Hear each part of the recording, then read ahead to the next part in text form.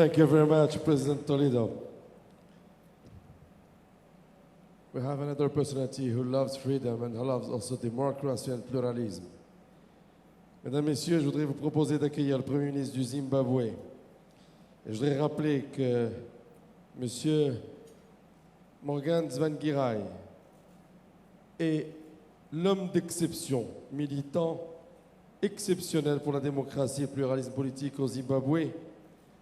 Après avoir été souvent malmené, il a lutté jusqu'au bout. Et aujourd'hui, il dirige le gouvernement du Zimbabwe en tant que Premier ministre. Et je voudrais rappeler qu'ici même, à Tanger, nous avons eu l'honneur de le recevoir en 2008 et qu'il a reçu à ce titre le grand Prix MEDays pour son courage et son obstination à consacrer la liberté essentielle et la dignité essentielle. Je vous propose d'accueillir M. Morgan Tsvangirai, s'il vous plaît.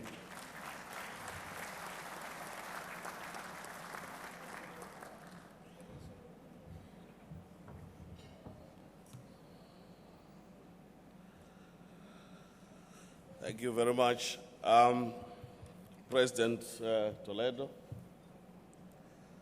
foreign ministers of Turkey and Morocco, our hosts. I want to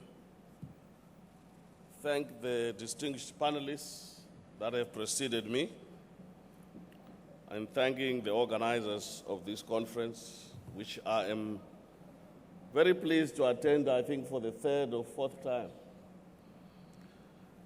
So it is a great pleasure and honor for me that I join friends and all the delegates to this prestigious forum. It always endangers a good feeling to be among friends and colleagues with whom you share the same aspirations and passion for betterment of the lives of people in our different communities and in our different countries. I've been invited here to speak about the democratization movement in Africa, the spring revolutions in this part of our continent, and to give a perspective on these developments which have had a far deeper meaning to the universal struggle for democracy. Firstly, I want to say when you give a politician a platform to speak, you do not necessarily expect them to stick to the script or to the agenda and agreed time limit. All politicians must have carried with them into their adult life the high school mischief of trying to answer their own question rather than the one to which the examiner wants them to respond. And when you hear them speak more than their scheduled time, there's little wonder why many of them have stayed in office more than the stipulated day of departure.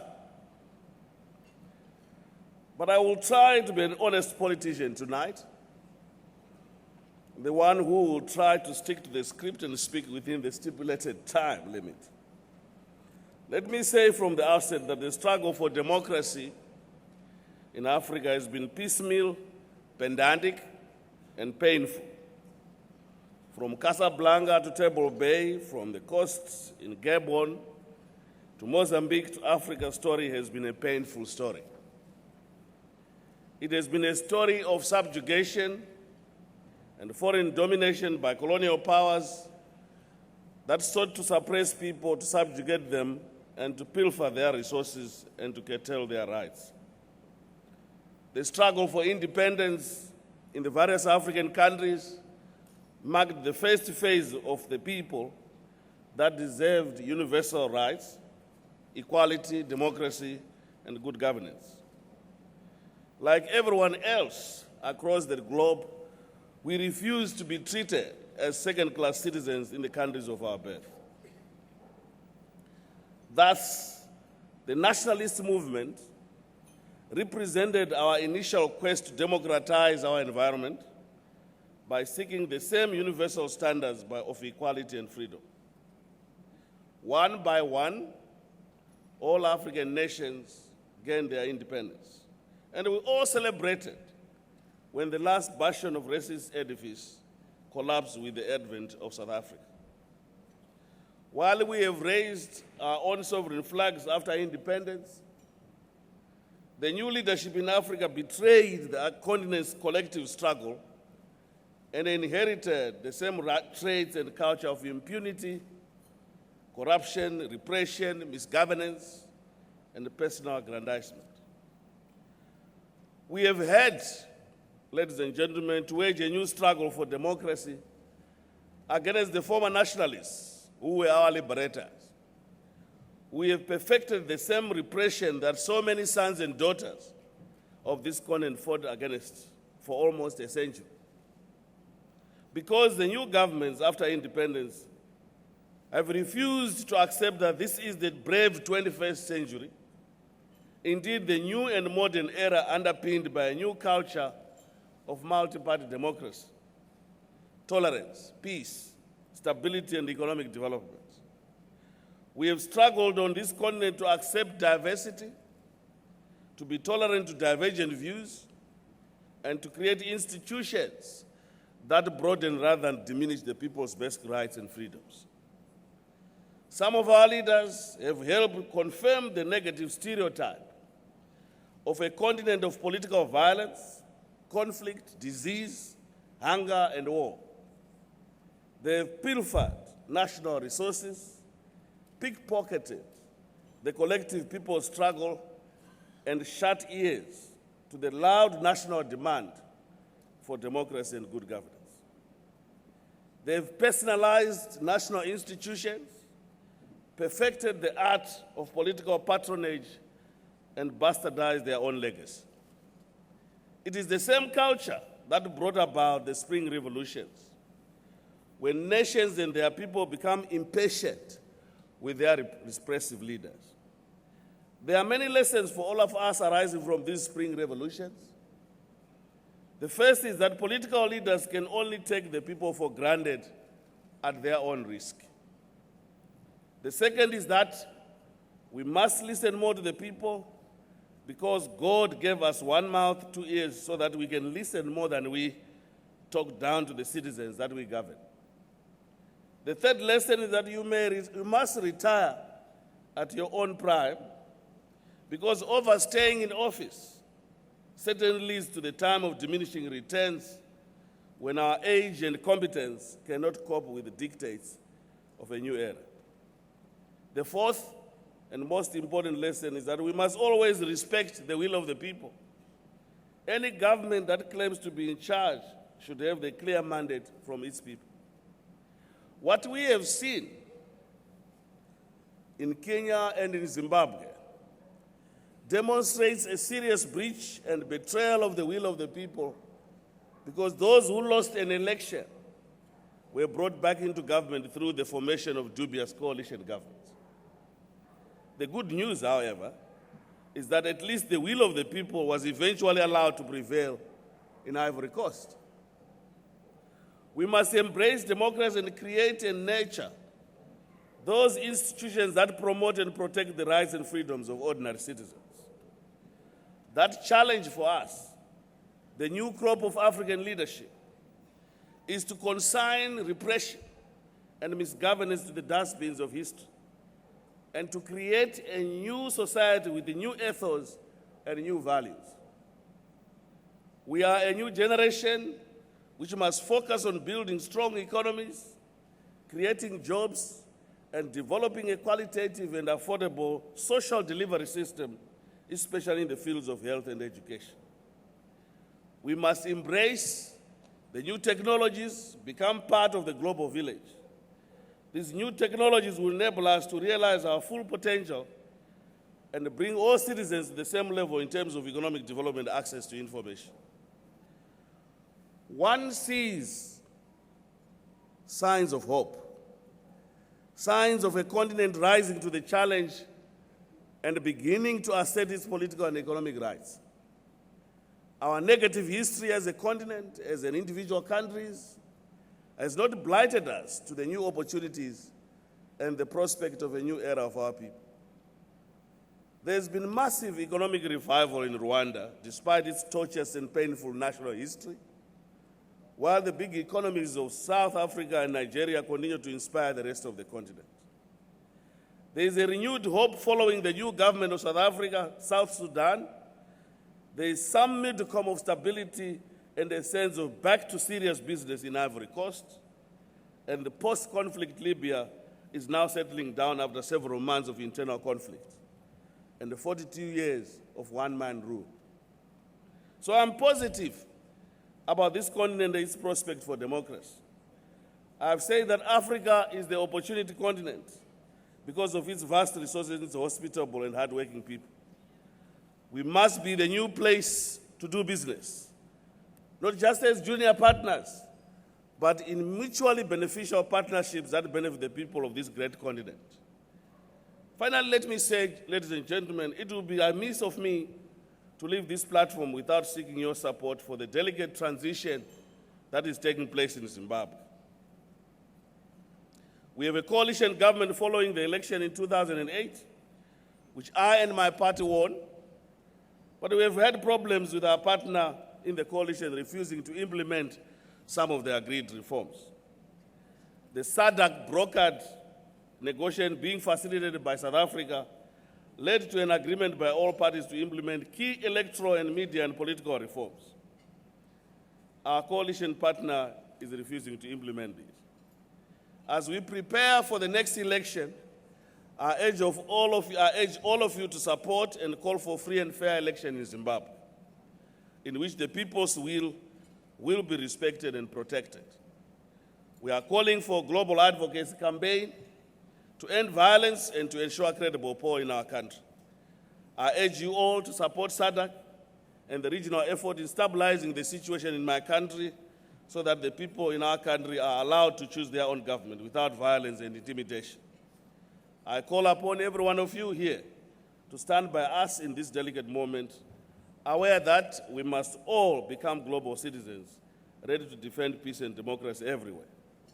The struggle against apartheid and the struggle, indeed, of a new global pressure against repression, terrorism, and violence everywhere in the globe is evidence that the world will no longer stand and watch while the people elsewhere are brutalized and killed. The struggle in my country is an extraordinary struggle by ordinary people keen to create a new culture and a new country with new values. A new Zimbabwe with legitimately elected government, and in which ordinary citizens will face free to pursue and live in their own dream. With everyone's support, and with support of friends like you, ladies and gentlemen, I don't foresee a negative future. I see a positive future, not only for my country, but for Africa as a whole. I thank you.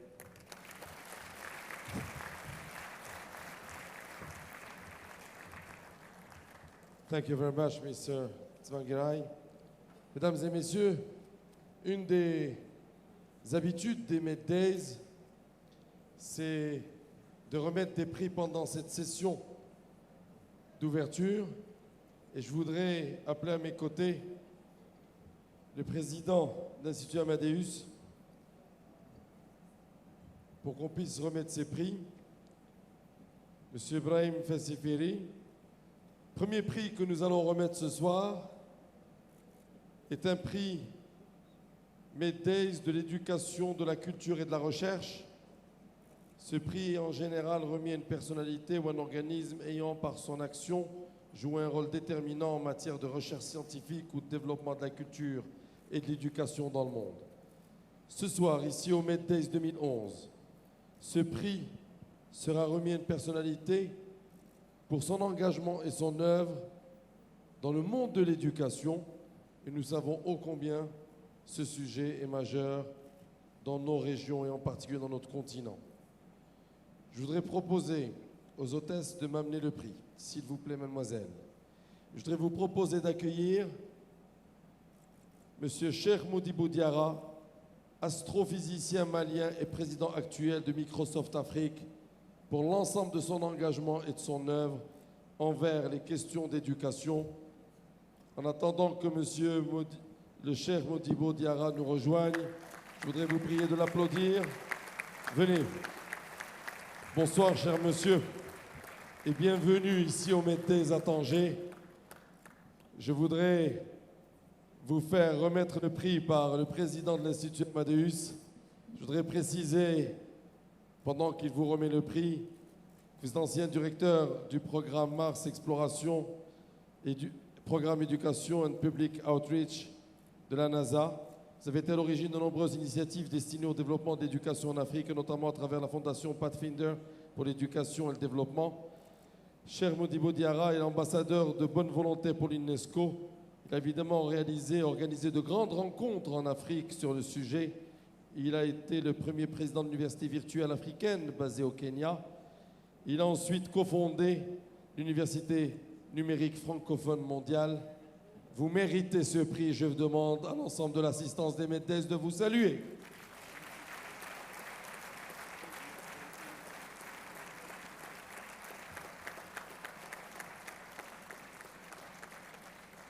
Je vais vous remettre le micro pour quelques brèves remarques ou mots que vous voudrez bien apporter après votre remise de prix. J'en profite avant de vous laisser la parole. Vous souhaitez un excellent appétit. Nous remettrons un deuxième prix en la présence de toutes ces personnalités qui sont parmi nous. Je voudrais vous remercier de votre présence. À vous la parole pour quelques secondes. Monsieur le Président Amadeus, Excellences, Mesdames et Messieurs, je suis encore sous le coup de l'émotion, mais je vous remercie pour ce prix qui, pour moi, est une invitation à persévérer dans les activités que je mène à travers ce continent. J'aimerais remercier et féliciter surtout ceux qui vont recevoir les prix ce soir. Et en même temps, je vous dis que j'accepte ce prix avec humilité et je le partagerai avec les membres de la Fondation Pathfinder. Merci beaucoup. Merci beaucoup. On vous applaudit et je vous proposais de descendre par là. Venez, suivez-moi. Je demanderai à la régie un peu de lumière, s'il vous plaît. Merci. Merci beaucoup. Mesdames, Messieurs, je voudrais vous proposer de remettre un second prix.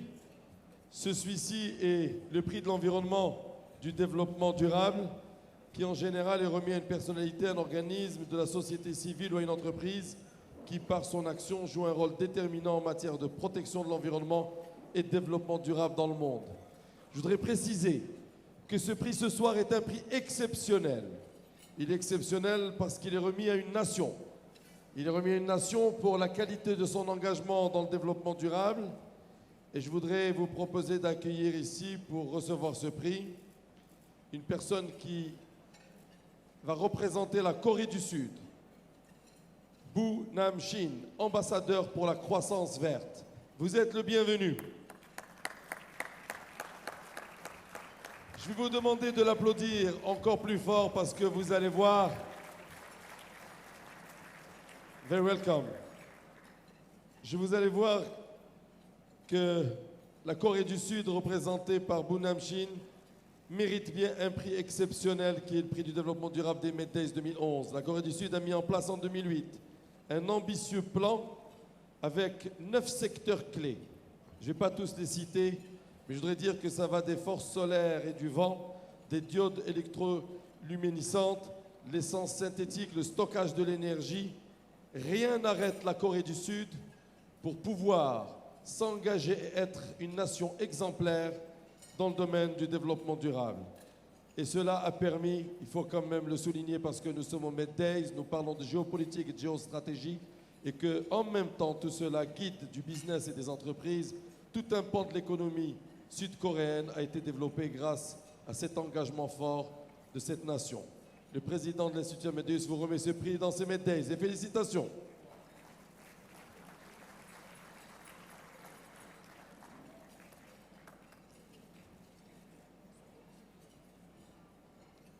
Well, first of all, I thank you very much for the Amadeus Institute for this award. I think this award is representing the Korea's hard-working endeavor to green growth. Actually, 3 years ago, our President Lee Myung-bak announced green growth, our national agenda and national vision. And this green growth is dealing with development and environmental sustainability at the same time. As the Secretary General of United Nations, Ban Ki-moon, said, we should abolish the war between development and environmental sustainability. So, the Korea, with along like-minded countries and international organizations, we established Global Green Growth Institute last year to assist developing countries to develop in their development of green growth strategy. Now the institute is working with 10 developing countries. Now we are working with Morocco and Lebanon in this region for their own development of green growth strategy. So I really want many like-minded countries join us, Korea, to the road to green growth, which is core elements of sustainable development. Thank you very much. Merci. Thank you very much, Mr. Ambassador of Green Growth. Thank you very much. Je voudrais juste préciser que nous avons encore 2 prix à remettre pendant ces MEDays. Alors, un prix, le Grand Prix MEDays, qui est cette année remis, on va le rappeler, pour l'ensemble des participants à cette cérémonie d'ouverture. Alors, le Grand Prix MEDays, tout d'abord, 2011. Bonsoir, mesdames, messieurs, bon appétit. On s'excuse pour le petit retard, mais je crois que la qualité exceptionnelle de cette cérémonie d'ouverture en a valu la peine. Le Grand Prix MEDays sera remis cette année, non pas une nation, mais un peuple, au peuple libyen, pour son courage dans la révolution libyenne. Ce prix sera remis vendredi à son représentant aux Nations Unies, au représentant libyen aux Nations Unies, M. Abdelrahman Shelgam, qui sera présent, qui nous fera l'honneur d'être présent ici à Tanger. Et un dernier prix qui est un prix MEDays, mais un prix Business MEDays, parce que c'est aussi une habitude. Cette année, il sera remis évidemment à une entreprise ou une personnalité pour son rôle, le rôle qu'elle joue dans le développement et le renforcement des liens économiques dans le Sud. Et c'est ça la spécificité de ce Forum du Sud. Alors cette année, ce prix, nous allons remettre à qui? Alors la tradition veut que à chaque MEDays, un des 4 lauréats soit marocain. Mais au-delà même de cette tradition, parce que ça dépasse la tradition, le lauréat de cette année est Tsvangirai Wafa Bank, parce que c'est une banque aujourd'hui leader en Afrique. C'est la 3e banque africaine, la première banque au Maghreb. Et le prix sera remis samedi après-midi à son président, c'est Mohamed Ktiani. Merci beaucoup, mon cher président. Je vous laisse retourner dans la salle. Je voudrais vous dire, mesdames, messieurs, excellente soirée, bon appétit. Et je voudrais remercier l'ensemble des orateurs. I would want to thank very warmly all the speakers we had, because this year we had a very great moment. Excellent appétit et bons travaux pour les MEDays.